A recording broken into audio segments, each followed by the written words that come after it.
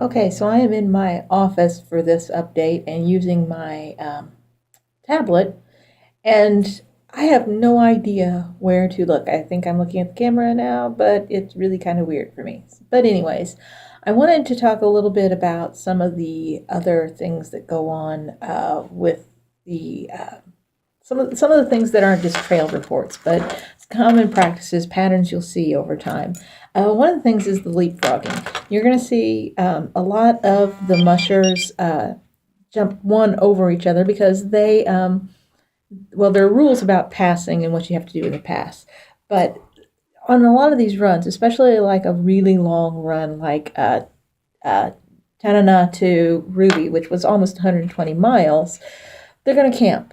A lot of the mushers with the really well-trained veteran teams, the teams that really want to go, go, go, did it in 2 runs, so they camped out once. Some of the others will camp out twice or 3 times on the run. So when you're pulled over to the side, letting your dogs rest, you're going to get some sleep too. And you do have to move your dogs off of the trail a ways when you camp. So a lot of times you pass people and you don't know that you've passed anybody. So on the videos, you see Wade Mars was surprised that he won. He was first to Ruby.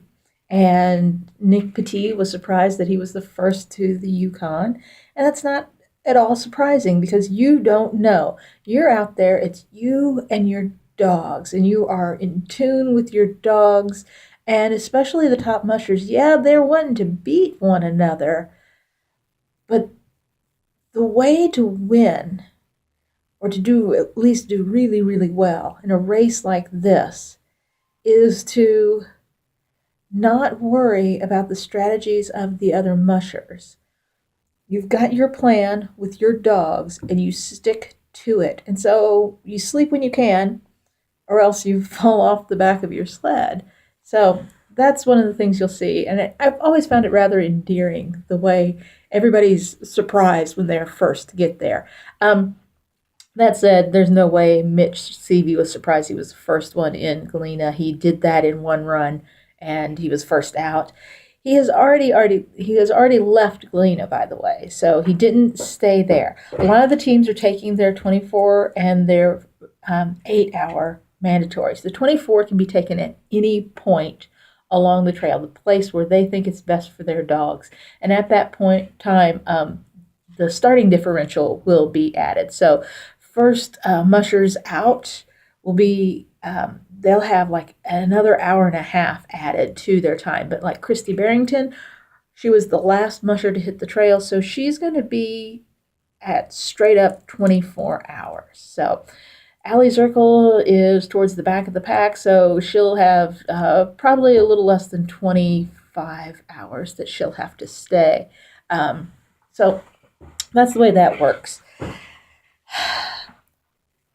They rest where they can, and some of them are already taking their rest. Allie took her 8.